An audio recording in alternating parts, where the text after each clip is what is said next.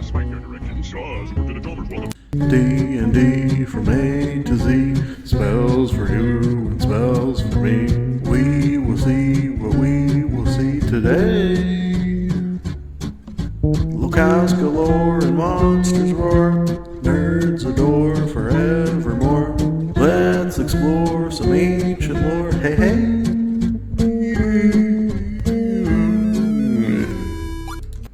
Hello, welcome. My name is Jordan Maywood, and I am the Alphabetical DM. This show is a journey through the monsters, through the spells, through the locales galore of the Forgotten Realms, specifically when it comes to D&D. I will pour forth from my mind, such as it is, the meager roleplay game knowledge I have, such as it is. Every week, I will review 3 of the aforementioned monster spell locations, as well as focus on a specific topic. This week's topic will rather be revealed as soon as I find where the button is to, I should mention, god damn it. Let me just give you some behind-the-scenes action, as I like to do from time to time, because I record this differently than your usual people who, they'll sit in a room with a fancy camera, and they'll, not that my camera's not fancy, sorry camera, then they'll take that footage and they'll bring it over to, GarageBand or I'm making things up, that's for music, I don't know what they use, and they'll edit it out, all the ums and the ahs and the pauses, which I obviously don't have, la la la la, and then things where they screw up, they'll get rid of those. Me, no, I leave them in, so you could see all the hard work that goes into making this thing. It's not that hard, honestly. But last episode 6, if you watch that, you'll see at the very end, the first time I swore, because, in one of these, not just in life, because it turns out I didn't record the entire episode. Fortunately, while I record these, I also stream them to Twitch simultaneously, so I downloaded it from there. Yeah, it's the nature of the beast. Speaking of the beast, let's move on so we can get to some beasts in the form of monsters, but first, let me say that just about everything I say will be opinions. Yes, you can say someone's opinion is different than yours, and you think yours is better, but what you can't do, and I won't do, is say that other people's opinions are wrong, because that's silly, and you don't want to be silly unless it's for silly fun reasons.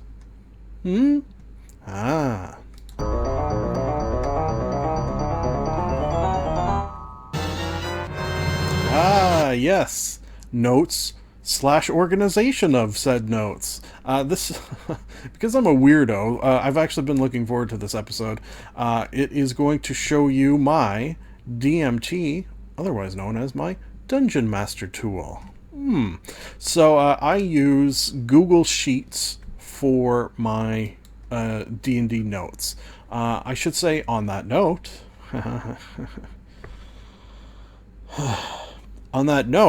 that I run homebrew, so I'm not using the your Tomb of Annihilation or your published works, which will have a lot of the notes that you need. I am coming up with them off the top of my head. So a way in which to organize those notes is maybe a little more vital than it is otherwise. Although, we'll get into that at some point, my thoughts on homebrew versus published works, and how I actually think published works are harder to run because you have to know what's in the book, whereas I don't have to know everything. I can make things up off the top of my head. Okay, I promise I'm not going to do that too much. Okay, so normally this column won't be here. This is just I have here as an explanation for stuff. So this row is just for some explanation of things. Oh, that's weird. You will I'll have some different note types. Yeah, so breaking my notes down into these types seems to work well for me, but I imagine this column will be different for other people, and also will have additions that I don't. So I'll have sections where it's so going along the line there, that'll all be story related things, and then sort of the way I do it. Yeah, okay, you can't see. So this will work out to roughly one session, all the green here. Then next session will work out to roughly there. It's always going to be rough with D&D. Things never go 100% according to plan, of course, so keep that in mind. But what I'm aiming for, as you can kind of see by this, is a balance between story, encounters, role play, and trap puzzle, strange mechanics, shopping, sort of the miscellaneous. That's right, I said it. Miscellaneous. Not a word. Fall into this. And there's probably, you know what, if anyone takes this, which there'll be a link for this. This is the template to distribute, as it says right there. There'll be a link for this in the Underdark down below. You can take a copy for yourself. And what I would like to know from you, perhaps in the comments below, is what other columns you will add to yours. You will see on the note, just before we move on, Encounters is in blue, because I can click on that, and it will open up another tab, which has on it Encounters. Yeah. Oh, I didn't clean it up from the final session of my last campaign, I guess. So blue are the PCs. Red below will be. I should hide that in case anyone plays in that campaign that I wrote. That's a major spoiler there. Anyway, so yeah, monsters will appear in red, and then I have just sort of the basic stats there. I probably won't go too much into that, but what I do there, and I don't know if I have an example now, is I'll have the main stats and then a link. Like a lot of these things have links. I wonder if they'll work actually. Probably will. Yeah, so that's a link to, you know what's probably better? Let's see if I can do this. No, I can't. Anything blue will have a link. So for example, okay, I'll just show you. This will have both a picture to what the baddie looks like, which I'll put up on a screen. It'll have his max HP, his AC, hit tracking. Oh yeah, hit tracking is kind of cool. You'll see it's a formula. So it's a very simple formula. Literally all you do is minus, 55, whatever the hit is worth, and then tab out, and it'll do the math for you. It's just taking away from what its max is. It's not rocket science there. Minus 33. Tracking it for you. This column will be the main attack, secondary attack. This will be a, oh yeah, okay, so this is what I'm going to say. Each one will, if I need more details, I can click on this. And that baddie was based on a lich. That was sort of the what I based it around. I added other things, but that's what it was based on. So if I need to know things like his stat block, for example, I'll have access to it. But then I've also got here, oh shit,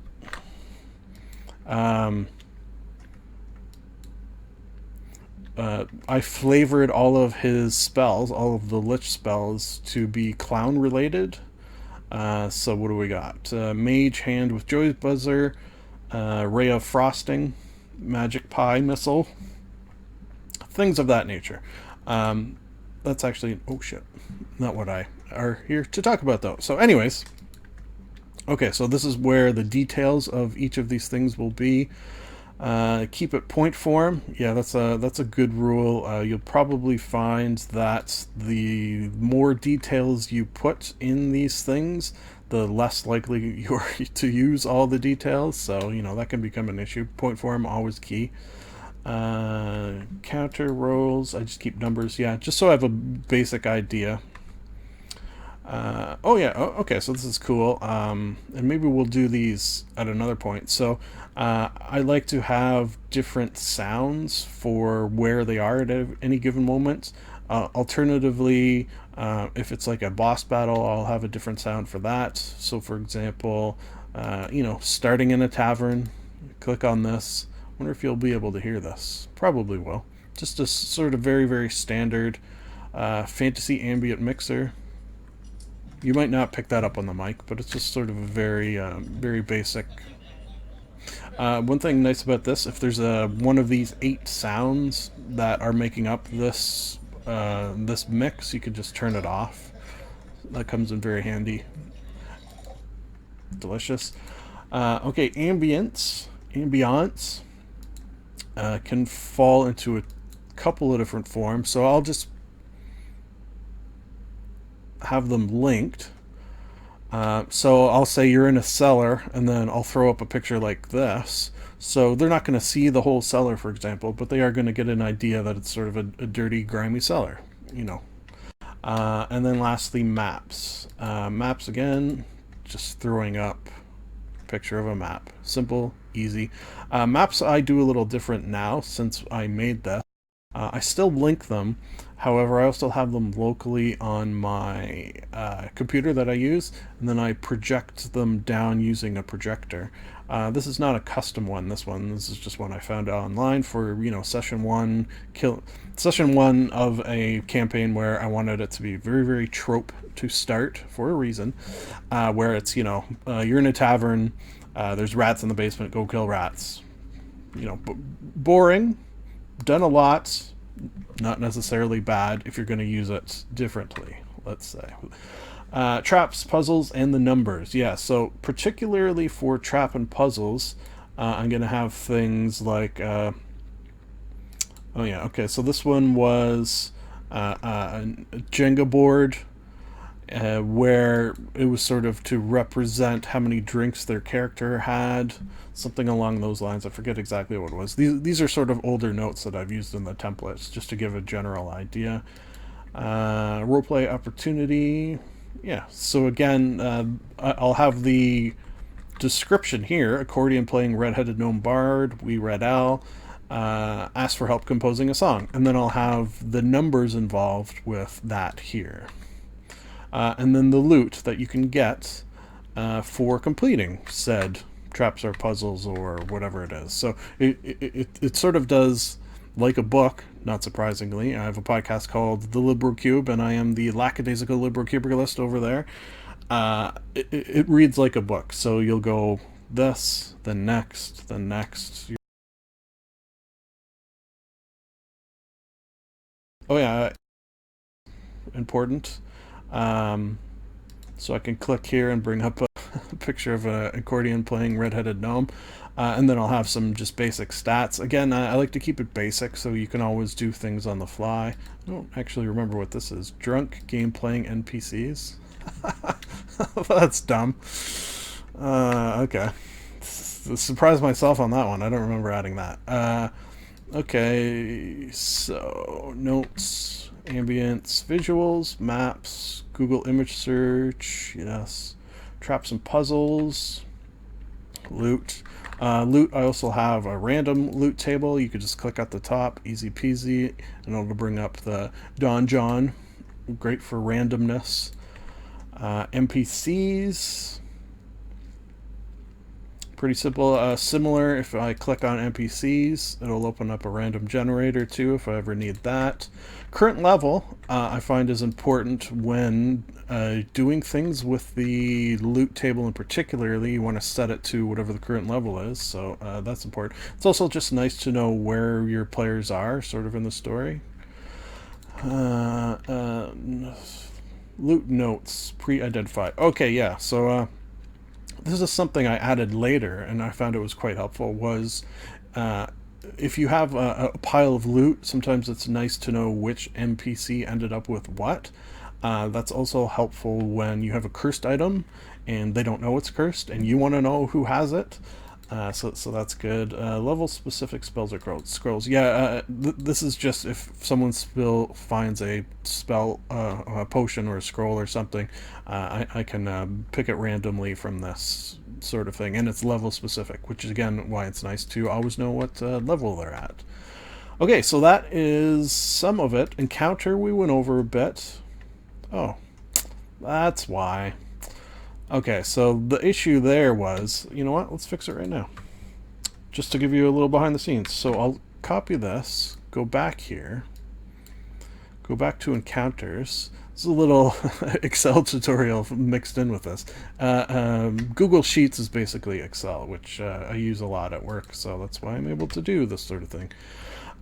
So this link is going to an old version. Actually, it's going to an old live version that I use for a campaign. So rather than that, I'm going to link it to the template here to distribute.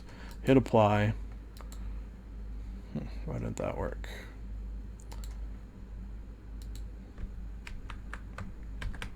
Do that. Do that. Do that.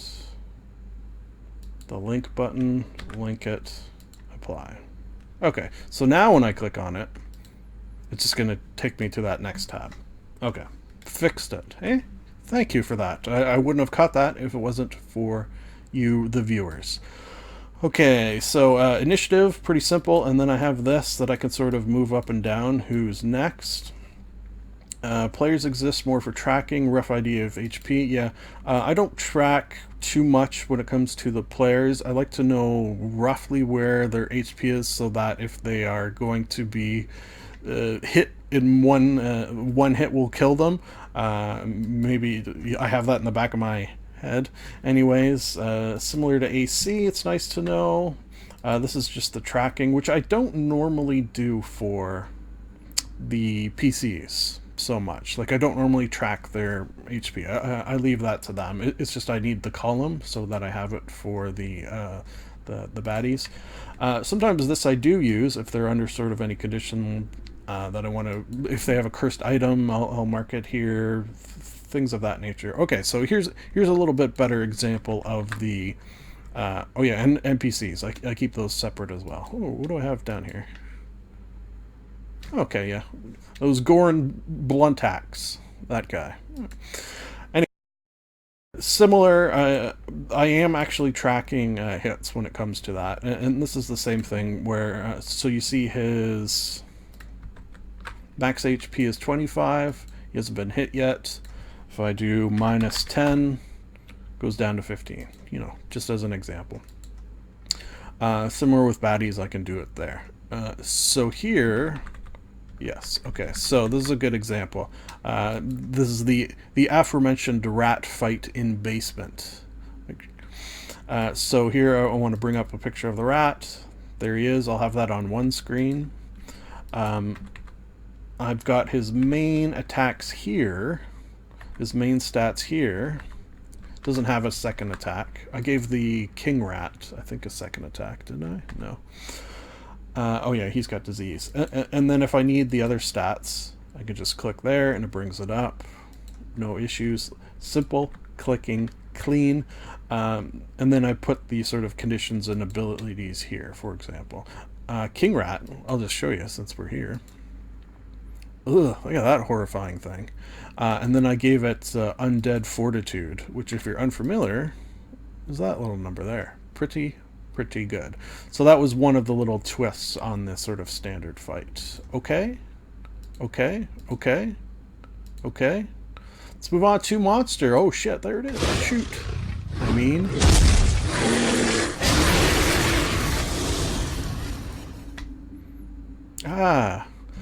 Yes, Adult Blue Dragon. If you are a first-time watcher of this thing, welcome to episode 7. Why did you start at number 7? Maybe because it's a lucky number. I'm not going to judge.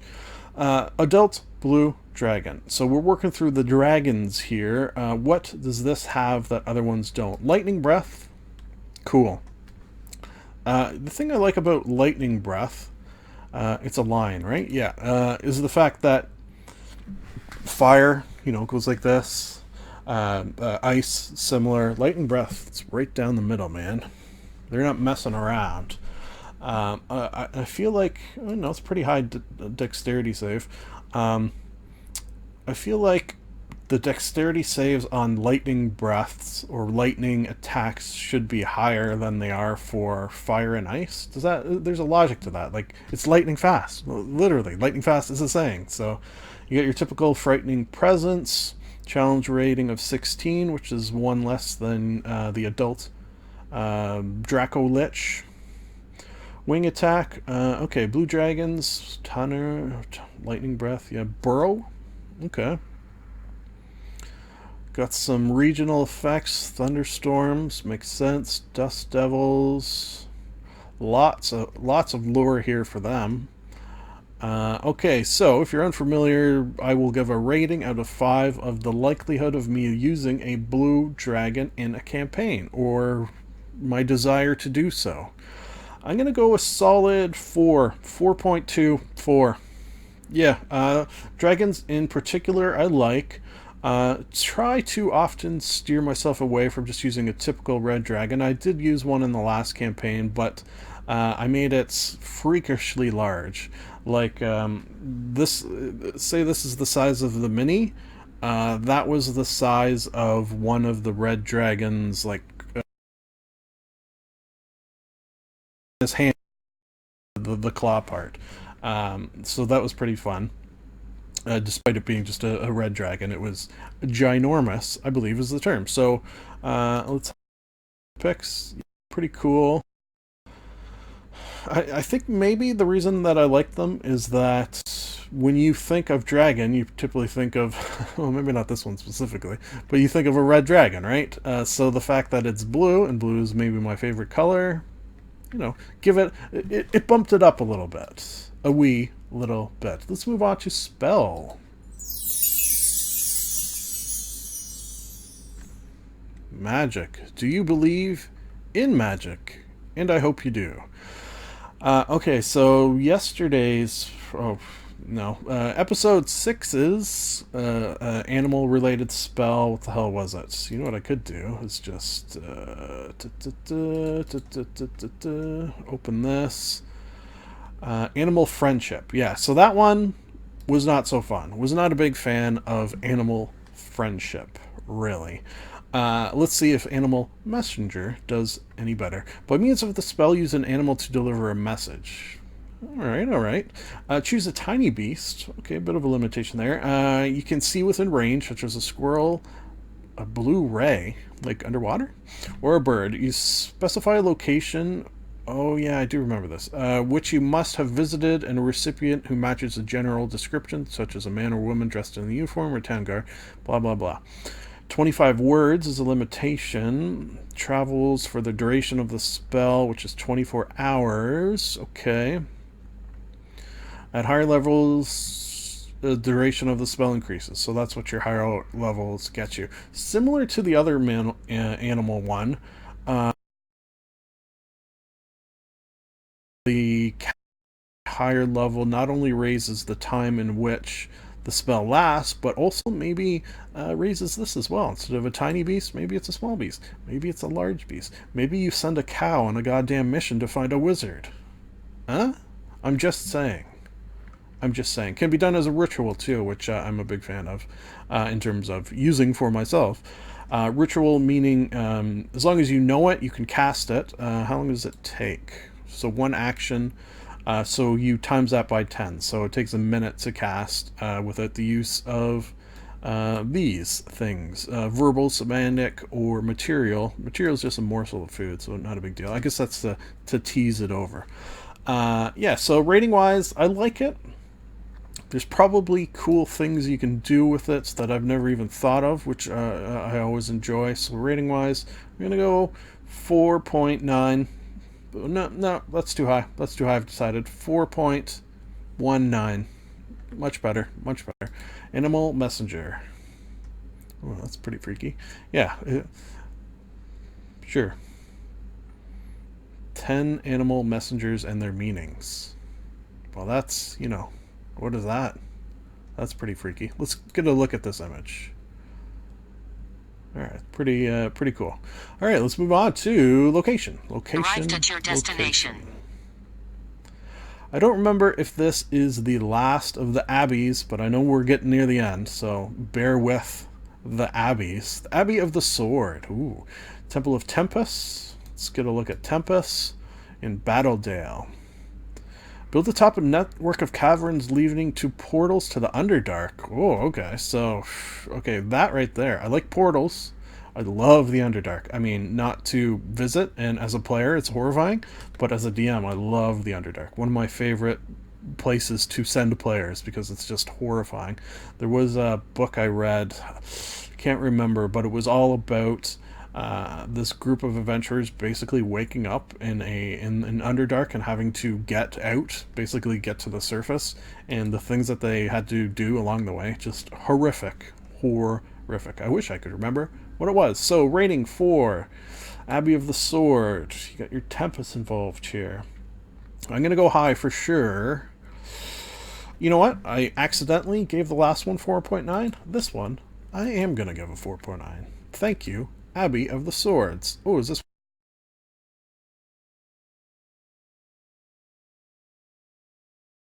Okay. Maybe that's what it looks like. Abbey of Saint... It's a different abbey. But let's just say it looks like that. Why not? So sue me.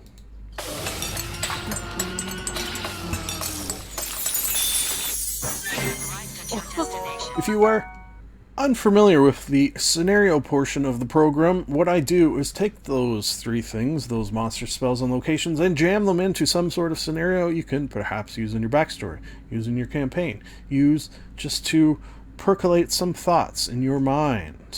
So I call this one Doge, Message, Much Battle. On that note, and the face that I just made, I will say that I wrote, and I think I said this in episode 1, this is again behind the scenes action, 10 episodes worth of notes, and had them all ready to go before I started recording. And then further behind the scenes, we're really taking a peek now. I'm going to record those 10.